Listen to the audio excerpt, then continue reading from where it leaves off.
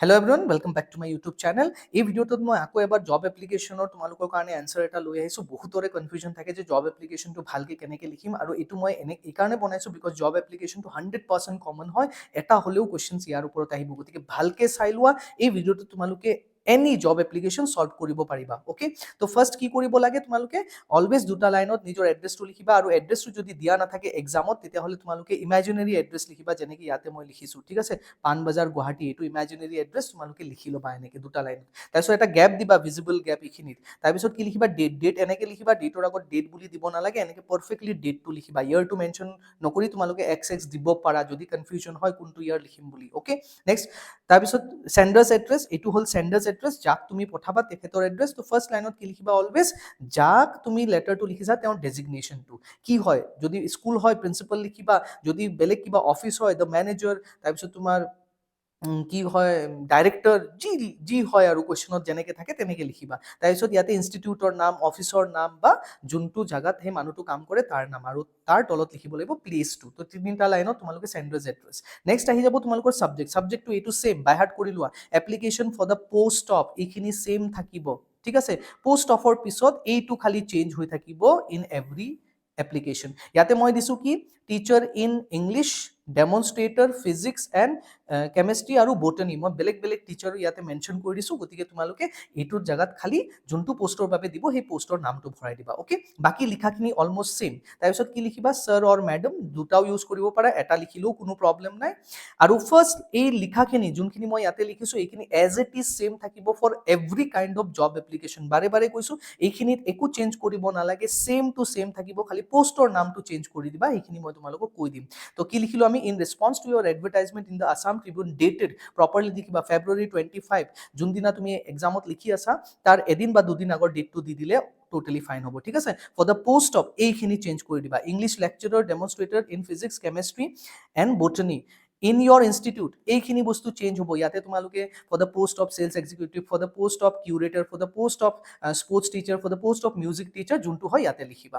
ক'ত ইনষ্টিটিউশ্যন লিখিবা বা ইন ইয়ৰ অফিচ বুলি লিখিবা। ইয়াতে স্কুল সেইকাৰণে ইনষ্টিটিউশ্যন দিছোঁ, অফিচ হ'লে তোমালোকে কি দিবা, অফিচ বুলি দিবা।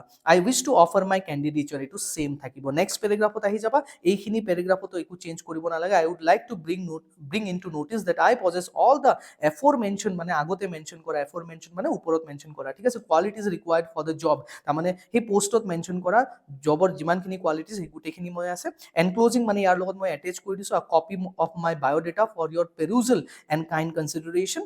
I am available for the interview on any day for your convenience. If given a chance to serve you, I assure you that I shall work with utmost sincerity and dedication up to your satisfaction. গতিকে এই লাইনটো same as it is, এইটো বাই heart কৰি লোৱা। খালি অকল কি change হ'ব, এইখিনি বস্তু চেঞ্জ হ'ব, এইখিনি বস্তু চেঞ্জ কৰিব লাগিব তোমালোকে। আদাৰ দেন দেট এণ্টায়াৰ এপ্লিকেশ্যনটো ছেম থাকিব আপ টু হিয়াৰ, ইয়ালৈকে। ঠিক আছে, ইয়াতে ৰাম লিখিলোঁ বা ৰজনী লিখিলোঁ, যোনটো নাম হয়। থেংক ইউ দি ইয়াৰ্ছ ৰেছপেক্টফুলি কি লিখিবা, ৰাম বা ৰজনী, যোনটো কুৱেশ্যনত নামটো থাকিব। আৰু অবভিয়াছলি তোমালোকৰ কুৱেশ্যনত নাম দিয়া থাকিব, তো ডোন্ট গেট কনফিউজ যে XYZ লিখিম নে কি লিখিম। অ'কে, যদি দিয়া নাথাকে XYZ লিখি দিবা, ডেটছ অল ৰাইট। অ'কে, তাৰপিছত বায়'ডেটাটো চবতছে ইম্পৰ্টেণ্ট, বায়'ডেটা য'ত তোমালোকৰ এপ্লিকেশ্যনটো শেষ হ'ব তাৰ পিছৰ পৰাই বায়'ডেটাটো লিখিবা, যেনেকৈ মই ইয়াতে লিখি দিছোঁ। আৰু অলপ অৰ্গেনাইজ কৰি লিখিবা, মই একদম সোনকালে তোমালোকৰ কাৰণে প্ৰিপেয়াৰ কৰিব লাগে কাৰণে এনেকৈ বনাই দিছোঁ। এইখিনি বস্তু কি হ'ব লাগিব, মিডিলত আহিব লাগিব, মনত ৰাখিবা, একদম মাজত হ'ব লাগিব পেজৰ। অ'কে, তো ফাৰ্ষ্ট কি দিবা, নেম, নামটো লিখিবা, ফাদাৰ্ছ নেম, ইমাজিনেৰী নাম এটা লিখি দিলে হ'ল। ডেট অফ বাৰ্থ এনেকৈ লিখিবা, অলপ বঢ়াই লিখিবা, তোমালোকৰ নিজৰ ডেট অফ বাৰ্থটো নিলিখিবা। অ'কে, বা এনেকৈ দি তোমালোকে XX বুলি দি দিব পাৰা, সেইটো অল ৰাইট। ঠিক আছে, নেক্সট এড্ৰেছটো লিখিবা, এড্ৰেছটো যোনটো ফাৰ্ষ্ট লাইনত লিখিছিলা সেইটো লিখি দিলে হ'ল ইয়াতে। নেক্সট ফোন নম্বৰ এটা দিবা, ইমাজিনেৰী নম্বৰ দিলে হ'ল, নিজৰ নম্বৰ নিদিবা। ইমেইল এটা এনেকৈ বনাই দিবা, RA বুলি দিলে হ'ল, যোনটো নাম থাকে সেইটো দি বনাই দিবা, বা যিকোনো দুটা লেটাৰ দি 123@gmail.com এনেকৈ লিখিবা। মেৰিটেল ষ্টেটাছ আনমেৰিড বুলি দিবা, এইজটো তোমালোকে লিখিলে হ'ল, ইমাজিনেৰী XX ইয়াৰ্ছ বুলিও দিব পাৰা, date is all right. Next nationality Indian লিখিবা। Academic qualification, now this is important, যদি টিচাৰ হয় তেতিয়াহ'লে ইমান ডাঙৰ এটা লিখিব লাগিব তোমালোকে। এইটো মই একদম চিম্পলকৈ দিছোঁ, কনফিউজ নহ'বা। পাছড HSLC উইথ 78%, ইয়াতে তোমালোকে কি কয়, যোনটো বৰ্ডৰ পৰা পাছ কৰিছা সেইটো বৰ্ডৰ নাম লিখিব পাৰা, ইন বা ফ্ৰম হ'ব, ফ্ৰম ছেবা। এনেকে দিব পাৰা বা CBSE এনেকে দিব পাৰা। Next passed HS with 82%, again দিবা এছেক নে CBSE হয় সেইটো লিখিবা। BA honours in English or BSc যদি তোমাৰ আৰ্টছৰ হয় তেতিয়াহ'লে BA হ'ব, ইয়াতে ইংলিছ দিছোঁ, বেলেগ ছাবজেক্ট হ'লে তোমালোকে ইয়াতে ছাবজেক্টৰ নামটো লিখি দিবা। BSc হ'লে ছায়েন্স হ'লে BSc লিখিব লাগিব, ইংলিছ হ'লে MA দিম ইয়াতে, ছায়েন্স হ'লে কি লিখিম MSc in physics, MSc in botany, MSc in chemistry এনেকে লিখিবা। তো এইখিনি হৈ গ'ল। আৰু যদি বেলেগ তোমালোকৰ পোষ্ট থাকে তেতিয়া ইমান লিখিব নালাগে, তোমালোকে হাইয়েষ্ট কোৱালিফিকেশ্যনটো লিখিবা তোমালোকৰ HSৰ পৰা ডিগ্ৰীলৈকে, অ'কে, HS এণ্ড ডিগ্ৰী, তাৰপিছত লগতে কম্পিউটাৰৰ যদি ৰিকুৱাৰমেণ্ট আছে তেতিয়াহ'লে কম্পিউটাৰ ডিপ্ল'মা বুলি দি দিলে হ'ল, কম্পিউটাৰ ডিপ্ল'মা বা ডিপ্ল'মা ইন কম্পিউটাৰ বা PGDCA, এইখিনি গোটেই কম্পিউটাৰৰ কোৰ্চৰ এইখিনি লিখি দিবা তোমালোকে নাম্বাৰ এটা দি, অ'কে, বেলেগ একো লিখিব নালাগে, এইটোত ইমান টেনশ্যন ল'ব লগা একো নাই, যি জানা তোমালোকে সেইটো লিখা, যি মনত থাকিব সেইটো লিখা, ইয়াতে বেছি মাৰ্কছ নাকাটে, always be careful. Next languages known লিখিবা তোমালোকে, লেংগুৱেজেছত ইয়াতে লেংগুৱেজ যি জানা সেইটো লিখি দিবা। হবিজ লিখিবা of course reading, travelling and net surfing, যোনটো হয় music, listening, playing, whatever, writing, reading, যি হয় সেইটো লিখি দিলে হ'ল, তিনিটামান লিখিবা, বহুত বেছি লিখিব নালাগে।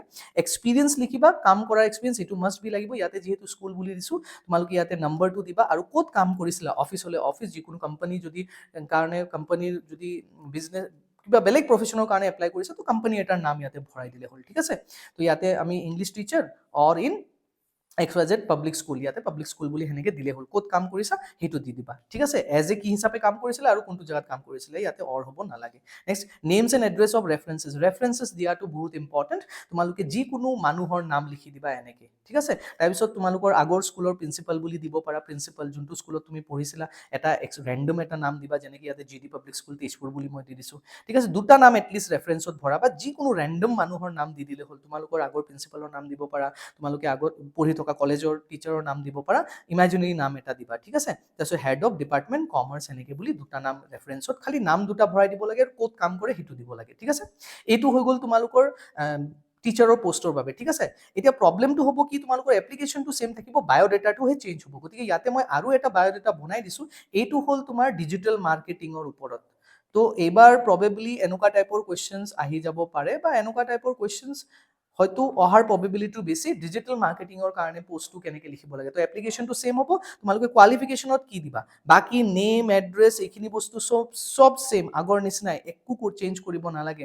একাডেমিক কোৱালিফিকেশ্যনত চোৱা, মাত্ৰ কি দিছোঁ, অনলি দুটা, BA অনাৰ্ছ ইন ইংলিছ, যিকোনো ষ্ট্ৰীমৰ পৰা দিব পাৰা, ছায়েন্স দিব পাৰা, কমাৰ্চ দিব পাৰা, হোৱাট এভাৰ, এইটোৰ কেছত আৰু বেলেগ কেছতো দিব পাৰা তোমালোকে, কোনো প্ৰব্লেম নাই, খালি অকণমান চাই ল'বা, অকণমান ইয়াতে কমন চেন্সটো ইউজ কৰিবা তোমালোকে। আৰু ইয়াতে ডিজিটেল মাৰ্কেটিং যিহেতু দিছোঁ, ইয়াতে ডিপ্ল'মা ইন ডিজিটেল মাৰ্কেটিং, যিহেতু আজিকালি বহুত কোৰ্চ আছে, তো সেইকাৰণে আমি ডিপ্ল'মা বুলি দিলোঁ, অ'কে। তো এইটো দি দিবা, ডেটছ অল, আৰু একো নালাগে, ঠিক আছে। দেন হবিজ ইয়াতে same, strengths, proficiency in English communication, creative writing, সেইটো দি দিলোঁ। এক্সপিৰিয়েঞ্চ দিলোঁ ইয়াতে 8 years of experience as a web content, অলপ আগতে টিচাৰ দিছিলোঁ, ইয়াতে web content manager in web it inc, ইয়াতে এটা লিখিলোঁ, কি কয় কোম্পানীৰ নাম এটা লিখি দিলোঁ। তো এনেকৈ ইমাজিনেৰী কোম্পানীৰ এটা নাম লিখি দিলে হ'ল, তোমালোকে বনাই হ'লেও দিব পাৰা, এইটোত তোমালোকৰ মাৰ্কছ নাকাটে, খালি লিখিব লাগে, অ'কে, যে এইটোত মই মানে জানো যে ইয়াতে কি লিখিব লাগে, সেইখিনিহে চাব বিচাৰিছে তোমালোকক, এক্সেক্টলি প্ৰপাৰ অৰিজিনেল কোম্পানীৰ নামে লিখিব লাগিব, তেনেকুৱা কোনো হাৰ্ড এণ্ড ফাষ্ট ৰুল নাই, কিন্তু মনত ৰাখিবা, জাষ্ট তুমি জানা যে ইয়াতে মই কি বহাব লাগিব, ইয়াতে মই কি বহাব লাগিব, তেনেকৈ লিখিলে হ'ল। নেমছ এণ্ড এড্ৰেছেছ অফ ৰেফাৰেঞ্চেছ, গতিকে আকৌ দুটা নাম লিখি দিবা তোমালোকে, এনেকৈ তোমালোকে কি দিবা, এড্ৰেছ দি দিবা, ডেটছ অল, বেলেগ একো নালাগে, অলৰাইট। তো এইখিনি কুৱেশ্যনছ মই তোমালোকক কৰাই দিলোঁ। তো এনেকে জব এপ্লিকেশ্যনটো 100% তোমালোকৰ কমন কুৱেশ্যনছ হয়, গতিকে এইটো পুৰা বাইহাৰ্ট কৰি যোৱা, আৰু ফিক্সড এইটো এনচাৰটো, এই এপ্লিকেশ্যনটো, এইখিনি এপ্লিকেশ্যন যিখিনি কৰিলোঁ সেইখিনি ফিক্স, গতিকে 10 out of 10 তোমালোকে ইজিলি কৰিব পাৰিবা। আৰু ট্ৰাই কৰিবা যে ফাৰ্ষ্টৰ ফালে তোমালোকে এপ্লিকেশ্যনটো যদি বাইহাৰ্ট কৰি গৈছা, ফাৰ্ষ্টৰ ফালে তোমালোকে এইটো কৰি শেষ কৰি দিয়া, কাৰণ পাহৰি যোৱাৰ চান্সেছ থাকে যদি মেমৰাইজ কৰা। তো দেট ইজ ৱাই একদম ফ্ৰেছ মাইণ্ড হৈ থাকোঁতে তোমালোকে এইবিলাক কুৱেশ্যন ছল্ভ কৰি ল'বা, ডাঙৰ কুৱেশ্যনছ কেইটা, অলৰাইট। তো thank you very much again for watching my video, and best of luck all of you for your examinations. Thank you.